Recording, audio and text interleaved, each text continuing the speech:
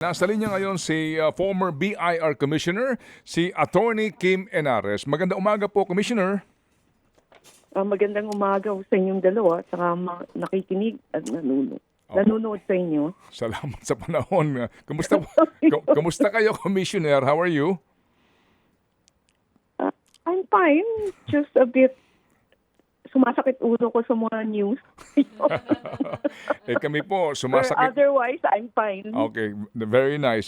Kami po sumasakit ang damdamin dito po sa mga balitang ito. Ma'am, kahapon kaninyo, nakikinig kayo doon sa aming interview with BSP. Gusto lang ho namin mas klaro pa ho ang usapan. Ma'am, doon po sa usapin ng ng covered transaction para po dito po sa mga bangko at saka sa casino. Pwede bang mas iklaro lang po natin? Klarong-klaro na po yung panuntunan dito, just a matter of implementing it ng mga bangko and the casino. Please go ahead. Every time you have a transaction that's exceeding 500,000 sa bank, no, single transaction, kailangan i-report yan sa AMLA, no? So, I think pag tatanungin mo yung AMLA, marami silang data, pero hindi ko alam kung ano ginagawa nila doon, no? Sa casino, same thing rin, no? But I think it's 5 million ang threshold nila. So every time ho may transaction, whether cash in, cash out, betting, chip purchase, redemption, kailangan nakareport ho yan sa AMLA. Okay. Yun ho. Opo. So, ibig ko rin sabihin, yun yung rule ng reporting ng mga covered persons sa AMLA, no?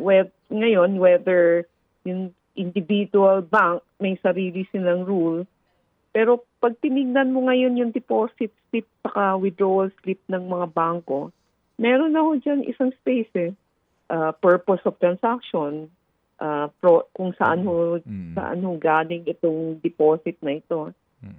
Yun ho. So, hindi ko maintindihan paano ho na we-withdraw ng ganun karaming cash na walang taong may alam. Yun nga po. So, ang inyo pong tingin dito, Ma'am Kim, na definitely naging ano na po ito, no? Naging norm yung pagpayag ng mga bangko na mag-withdraw ng cash, either itong taga DPWH or contractors as we have seen itong sa pool table. Yeah, sa totoo lang, tingin ko maraming nagkokolud, di ba? Maraming taong involved na kasama ho dito. Hindi naman ho yung pwedeng makalusot kung first, kung minomonitor yan talaga at ginagawa ng mga tao yung trabaho nila, no? Okay. Sa laki ng pera. Opo. So, basically po, ma'am, hindi na ho tayo nagkukulang sa mga reporting requirements doon po sa mga compliance officers ng mga bangko. Meron na ho tayong kaukulang pong mga batas at regulasyon. Again, it's a matter of implementation. As usual, yeah, failure of implementation. Doon naman ho tayo always failure, implementation. Di ba? Ma'am, dito po sa dito po ma'am sa tax dues nito ng mga contractors na ito. Gaano ba kahirap yung pong alam lang doon sa kakayahan ng isang kontratista na magbayad ng karampatang buwis? Ano ba ma'am ang panuntunan naman dyan ng BIR? Kasi kahapon, wala pa pong mailabas na informasyon ng BIR eh. Actually, kung titingnan mo yan, dapat noon, kasi di ba may withhold ho na final na sa VAT, no? So, dapat noon nakikita ko na yan ng BIR sa DPWH kasi nag-file ho ng return ang DPWH ng mga binabayad nilang final withholding tax. No? So, from that list, dapat noon, pwede mo na siya i-monitor kung ito bang, kasi computerized naman ho ang BIR eh. Diba? Ngayon, yung mga negosyante, diba, sabi na kaliwat kanan yung letter of authority. Ayun, ito pa, na ang laki nun amount, di dapat sila ho yung unang na-audit. Oo. So dito ho, bato-bato sa langit na ho kasi ito ho yung talagang naging kalakaran na na ano, ngayon kumahog ang lahat, pati nga LTO, di ba? Pati itong custom sa mga sasakyan na uungkat lahat. Dito po sa usapin po ng BIR, kaya po binabanggit pati nga di ba yung lagay may tax, di ba? Na pag-uusapan sa hearing in the Senate, minus. Kasi po lahat ng government contracts, ano po, may corresponding po na pagbabayad ng buwis na nanggagaling mismo po ito kanino ma'am na Apo. Yung ahensya mismo, magwi-withhold ho yan at i-remit ho sa BIR. Okay.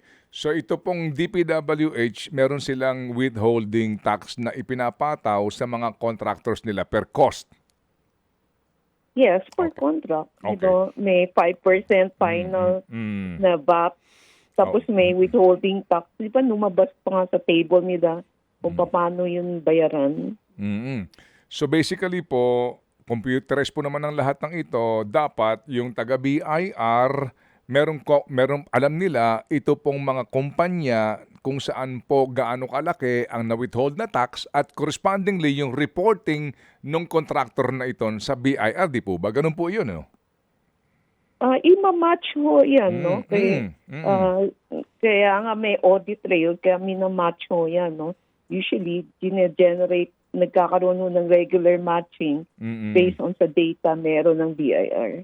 Okay. So dito rin po ngayon, ma'am, kung sakasakali po, kung ikaw yung taga BIR, ikaw yung officer, malalaman mo rin na kung gaano dapat ang naging kita ng construction company vis-a-vis doon sa na-withhold sa yung tax and yung kanyang binayad minus kung anong mga input man, kung meron siyang input na mga ibabawas doon sa kanyang babayaran, malalaman kaagad nung taga BIR na nandadaya yung kontraktor. Kung ino-monitor ho, yeah. Kung imo-monitor. Yes. Kung hindi, At saka kung minsan, meron rin naman kasing, ito yung isa sa mga modus operandi rin na kung minsan, kakuntsaba rin ho yung taga BIR, di ba, na alam na nila na ito, or auditin yan, pero yung audit niyan, hindi talagang audit. No? Para lang sasabihin, ito yung babayaran mo, para ma-close daw ho yan. No? Meron hong ganong modus operandi rin ho sa mga tao ng BIR na sinusubukan, kaya lahat ginagamit yung computer data, nagmamatch para ma-avoid yan. No? Pero at the end of the day, parati kong sinasabi, masking gaano kaganda yung sistema, nasa tao pa rin ho yan. Kung yung tao ayaw gawin yung trabaho niya or kung nagbubulagan siya, wala akong sistema na pwede mag-overcome nung situation na yan. No? so para nga din po din sa lahat, di po ba, no, sa customs halimbawa, at saka ito nga po sa BIR, kumbaga po, pwedeng gawan ng paraan ng mga tao doon sa bureau kung paano po makakabawas ng pagbabayad sa gobyerno pero makakakuha ng parte. Yung taga-bureau doon sa dapat ngang ibinabayad sa gobyerno. Basically po, corruption pa din. I think yun naman ho talaga yung problema kung paano, sa totoo lang hindi ho natin maaalis yung corruption kasi tao yung naghahawak eh. Pero dapat ma-minimize yan, no? At kung may corruption nakita, di syempre dapat hindi ho tayo konsentidor, no? Dapat you should kailangan maintindihan ng tao lahat na action niya may karampatang reward kung tama siya. Kung may karampatang punishment kung mali ho yung ginagawa niya. Ang problema ho kasi sa atin, hindi naman ho napapunish yung taong gumawa ng masama, di ba? Kaya lumalakas ang loob nila eh. Opo. So yung failure ho, across lahat ho ng sistema. Kasi maski magpapile ka ng kaso, hindi naman ho makukonvict. So Opo. Sige. So yun ho, yung Opo, sige po. So, Ma'am Commissioner, dito po, sa ginagawa ngayon na audit, no, ng BIR sa mga kontratista, pati ho yung hindi daw ho nando sa top 15. Opo, ito yung audit na ginagawa nila. Pwede rin pong maging pagkakataon para ang taga-BIR i-audit mismo yung taga-BIR sa bawat mga distrito kung ginawa ba nila yung tamang pagbabantay at trabaho doon sa mga kontraktor. Yeah, pwede. Ito rin ho yung opportunity na matignan bakit ho nyo hindi nakikita ito. No? Samantala, meron kang mga data, so bakit hindi nyo na monitor ito? No? Samantala, marami kayong minomonitor na hindi naman kailangan i-monitor. Tapos sa customs sa LTO, yun na hindi ko maintindihan. Kasi hindi naman dapat ho pwedeng i-register yung kotse kung wala ho kayong pinipresent na ATRIG. Ang ibig sabihin ng ATRIG, Authorized Authority to Release Imported Goods, yun nung papel na yan, ini-issue pag bayad ho yung mga buwis. Okay. Kung pumasok ko yung kotse sa custom, magbabayad ho siya ng buwis. Bago ho yan ma-release sa custom, kailangan may ATRIG ho yan, no? Na ini-issue ho ng BIR. Na yung excise tax, VAT, lahat ay bayad. Bago ho yan pwedeng i-rehistro sa LTO. Kaya hindi ko maintindihan bakit ho ganyan. Hindi. That is similar to the certificate Assuming. similar to the certificate of payment? After you do a certificate, kasi yung importation ng kotse, sa totoo lang, yung mga buwis na yan is kailangan bayaran mo sa BIR. Kaya lang, ang custom ho ang nangongolekta para sa BIR. Ang process doon is bago ho yan i-release ng custom, kailangan ho, meron hong papeles mula sa BIR na ang tawag natin doon sa papeles na yan is ATRIG. It's also electronic, no, na pinapadala sa custom na sinasabi, yung binigay niyo sa amin na papeles na sinabi niya, nagbayad siya ng excise na ganito at VAT na ganito, tama. So, pwede mo na ngayon i-release sa custom yung kotse na yan. Okay. And then, Kung wala kang ATRIG, hindi mo pwede i-release. Kung i-release mo, ibig sabihin, smuggled ho yan. Opo. And then, kung meron kang ATRIG na ganito, ikaw ay pwede na magrehistro, di ba, sa LTO. Sa LTO. Okay, sige. Yeah. Opo. Sige po. So, ma'am, ito nga po, ang sinasabi ng customs, in fairness to them, per their record, walang import entry yan, wala ding certificate of payment yan. So it follows, wala din yung payment dito nga na ATRIG na binabanggit ninyo. Ang tanong, paano na i-rehisto sa LTO? Yes. Paano yun na-rehisto sa LTO? Yun yung next na tanong. First, na tanong, paano ho yan nakalabas sa customs? Ay, oo naman. Paano nakalabas? Paano dumating sa garahe ng mga diskaya, di ba? I think the Discay bought it from somebody else, yung nag-import niyan. So, paano ho yan na-release dun sa tao na yan? Okay. Na Opo. walang bayad. Diba? Opo. Sige. So, ma'am, dito po, kasi magtuturuan eh. Kung kayo ma'am ang dito, mag-iimbestiga kung kayo ang head rito.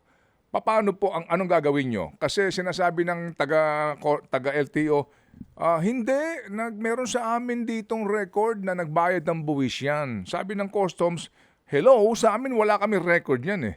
Kaya daw nila nabigyan po ng plate number at ORCR kasi nga may record sila. Ano po ang inyong solusyon nyo? First, titignan ko ho yung papeles na sinabi nila na binigay nila sa LTO. No? Makikita mo naman dyan kung sino ho pumirma. Diba? So, kukunin mo ngayon yung papeles na yan. First, saka second, tatanong ko, may ATRIG ba yan? Kasi kung walang ATRIG yan, may problema na masking totoo yung papeles, may problema rin ng custom. Bakit yung nirelease walang ATRIG? Opo. Second, nakita ko yung dokumento, sino ba pumirma, di pupunta ako doon sa tao. Saka may record ko yan, naka-serial number yan eh. So, go ahead, pupuntahan ko yung serial number kung nandyan yan, di ba? Opo. Kasi kung minsan naman, sasabihin ng ahensya, wala yung papeles, nandun naman eh. So, kung minsan, So, Commissioner, hindi mo na kinakailangan para maging matalinong tao para malaman itong napakasimple ho na gagawin lamang nila. Oo, kailangan lang sundin mo yung proseso. So sabi mo may ganyan. So titingnan mo, genuine ba yung papeles na yun? Opo, opo. Okay. Yun nga po, no? Kumbaga ma'am, hindi ito ganun kakomplikado kasi if you heard our interview with Secretary Lopez of DOTR kanina, naguguluhan din siya kasi di ba, bakit sinasabi ng LTO and then iba sinasabi ng customs, para bagang they make it sound so complicated na kaninyo, madali lang yan kung gugustuhin mo. Yeah, kasi susundan mo lang yung papeles. Saka kung ganyan na sigurado ko titingnan mo yung lahat ng consignee. Usually, ang consignee niyan is yung nag-import. Diba? May sinasabi sila sino yung mga nag-i-import. Titingnan mo nila yung record ng mga nag-import. Diba? Opo. I mean, you should dig further than sila Diskaya. Eh ngayon may ganyan. So, dapat tingnan ho nila kung nangyayari ba ito ng madalas. Baka hindi lang naman ito dahil kay Diskaya. Opo, opo. Yung nga din po ang issue. Sige. So, ma'am, ito na lang po. Bilang isang abogado, gusto lang namin kayo matanong dito po, no, sa proseso. Kasi ma'am, if you observe, no, nakalabas na po yung Roberto Bernardo. Nakasibat na, no? Isa po sa mga starring dito ho sa kasong ito. Kasi nga, wala siyang hold departure order. Ngayon po, meron lang lookout bulletin. Pero wala pa hong hold departure order.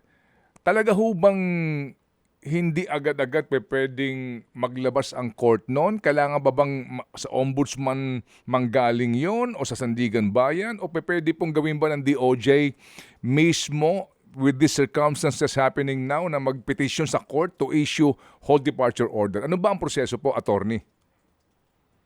Ang dapat noon, magpa-file ho ng kaso sa court bago ho ka pwede mag-request ng hold departure order. Kasi yung hold departure order is parang ancillary motion lang yun order. No? Parang hindi ka naman pwede mag-issue ng warrant of arrest kung hindi ka nag-file ng kaso. Same thing, hindi ka naman pwede maghingi ng hold departure order kung hindi ka nag-file ng kaso. So, it depends on kung gaano ka kabilis mag-file ng kaso. In this case ba, ma'am, in this case po ba involving public fund, talagang ombudsman ito ang didinig sa preliminary investigation and ang filing sa Sandigan Bayan, ang Sandigan Bayan pa ang maglalabas ng hold departure order o arrest warrant? Kasi pwede naman ho rin mag-file ang DOJ ng kaso, no? Iba yung kasong pa-file niya. Kunyari, kung mabilis ka, kung nag-file ka ng tax evasion case, pinile mo sa DOJ, pwede na si DOJ mag-file ng kaso sa korte, sa Court of Tax Appeal. Pwede na ho siya mag-file ng marami, kasi depende kung anong kaso yung pa-filein mo. Kung tungkol sa graft and corruption, siyempre dito ho sa ombudsman. No? Kung dito naman, kung ang tax evasion ang gagamitin mo, DOJ siya. So pwede naman ho siya kaagad hearing yung kaso kung yung ebidensya, mag-file na ho siya sa CTA at pwede na ho siya mag-request ng hold departure order. Pero ma'am, there's no shortcut here, meaning kasi nga ang pinag-uusapan ay graft. So basically po, ombudsman will give everyone due process and then filing sa Sandigan Bayan. Only the Sandigan Bayan can issue an arrest order or hold departure order. Hold departure order, yes. Unless we change the law. Kasi it's the law that says that. Wow. There's no other remedy here, except na dumaan ka dito po sa prosesong ito. Kasi sa ombudsman, ma'am, definitely po, bibigyan mo pa na ilang days yan to respond, then counter affidavit, then again, reply, etc., etc. It will take months before sila... Alam mo, pwedeng i-shortcut yun Go ahead. Kung tinawag sila sa Senate at Congress at kinontempt sila, hindi sila makakaalis. Ang problema mo, paano mako-contempt si Robert?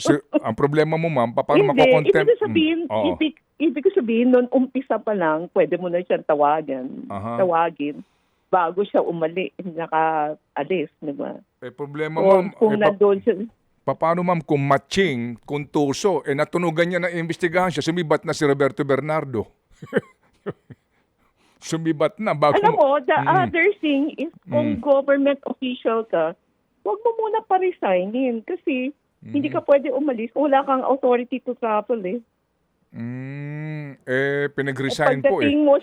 Oo. Pagdating mo sa immigration, kung empleyado ka pa ng gobyerno, hindi ka pwede umalis. Hanggat walang travel authority. Dapat, so dapat hindi mo pina-resign. So naglagay ka ng itinimbrihan mo lahat ng immigration. Itong lahat na ito, empleyado ko, wala akong binibigay na authority to travel, so hindi sila pwede umalis. Yun. So, yun yung pinakamadali at mabilis. Hindi mo na kailangan ng korte. Unfortunately, pinag-resign eh. Pinayagan yung resignation. Ano po? Ayun ho yung diba? Yun yung paraan para hindi mo Okay. siya Opo. That's Diba? one way. That's one way nga to prevent the flight, no? Nito pong mga Yeah. sinasabing involved dito. Okay, but again, mga kapatid, at least naintindihan na po natin talaga na ito po yung proseso. So kung sakali po ito ngayon na mga na itong mga involved po na sinasabi na involved dito, legally po, no one can prevent them from traveling abroad. Ito po hindi nasa gobyerno. Itong mga nasa pribadong sektor. Opo. yeah, you have to file a case First. Opo. bago pwede mag-hold departure order. At kung yung pribadong tao mapa-file ng si ombudsman, may co-jurisdiction lang siya pag naka-file yung kaso against government official. Tapos Okay. nasapit yung private individual. Pero hindi ka pwedeng private individual lang. Opo. Ma'am, last po. Itong ICI ngayon, 'di ba? So, kumbaga, meron daw even si Secretary Vince na mabuti naman po kasi nga upon discovery file, 'di ba, sa ombudsman para ho magbilang na kaagad ng days doon. Itong ICI, ma'am, na dadaan pa sa kanila nga lahat ngayon before sila makapag-file sa ombudsman. Ano po ang take ho ninyo doon? Sa lalim at lawak ng problema, the more people there to help, better, no? Kasi hindi naman kaya ng isang ahensya yan, no? Ang concern ko lang is that the ICI should be aware about admissibility of evidence. Kasi sila yung nag-imbestiga, so may bibigay yung mga ebidensya nila. Kailangan sensitive sila kung paano nila i-gather, paano niya i-document para ma-admit yan as evidence. Kasi kung hindi mo yan ginawa ng tama, pagdating sa korte, mali-dismiss din yan kasi hindi admissible yung evidence. No? So yun lang ho yung concern ko na kailangan sensitive yung mga investigating agency na yung quality ng evidence, yung admissibility, kailangan Opo. aware sila. Yun. Opo. Last na lang po, may pahabol dito. Paano daw mapapauwi si Yusek Roberto Bernardo kung sakasakali? Ano pong pwedeng gawin ng gobyerno ngayon para mapabalik siya, maobliga siyang umuwi? Cancelin yung passport niyo. What's the process, ma'am? Paano po yun? Ayan na hindi ko na alam. Dapat tanungin nyo sa DFA. Pero yun, you can cancel the passport. Immigration matters na po ito, kumbaga, no? DFA, hindi Opo. immigration. I'm sorry, the Foreign Affairs matters po ito kasi yung passport po, yung may poder sa issuance po ng passport. Kansilahin yung passport, opo, para siya maging na po doon. Kumbaga, wala na siyang walang legal. Papeles. Walang papeles. Parang si Yeah. Alice Goo.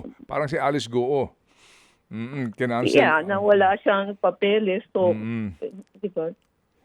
Okay. Sige, ma'am. Sabi nga ni ma'am, sumasakit din daw ang ulo niya. Ako, sumasakit na batok ko. Okay talaga si Ma'am Kim. Saka nalulungkot ako. Yeah. Nalulungkot rin ako. Oo. Kayo lang ang nalulungkot na medyo tumatawa-tawa pa no? Kasi nga, ay nako. Ikaw rin, tumatawa ka rin eh. natatawa sa lungkot at sa inis, natatawa ka na lang sa... Oh, yes, ma'am. Opo, opo. But really, no. but iba ho ito, ma'am, ngayon. Iba ito. I'm sure ito na ho yung pinakamalaking iskandalo, ma'am. So far ho sa kasaysayan po ng Pilipinas sa usapin po ng korupsyon. Ano? Do you agree? Yes, and I think we have not seen the full picture yet. I think ko malaki pa ito kaysa yung nakikita natin. Okay. Sige po. Ma'am, muli kaming iistorbo sa inyo ha, kung sakasakali po, Attorney Commissioner Kim. At salamat po sa inyo pong panahon. Okay, anytime po. Thank you. Mga kapatid, brothers and sisters, saan ka pa? Dito na tayo sa totoo. Dito na tayo sa True FM. Mga kapatid, mag-subscribe and follow po kayo sa social media accounts ng True Network PH. Yan po kami. Hanapin nyo lang True Network PH, Facebook, Instagram, YouTube, TikTok, and podcast. Mapa Apple or Spotify man yan, mahahanap nyo kami. Lahat ng mga napapanood at napapakinggan nyo po sa programa, nasa social media accounts namin yan. So, paano mga kapatid? See you sa social media!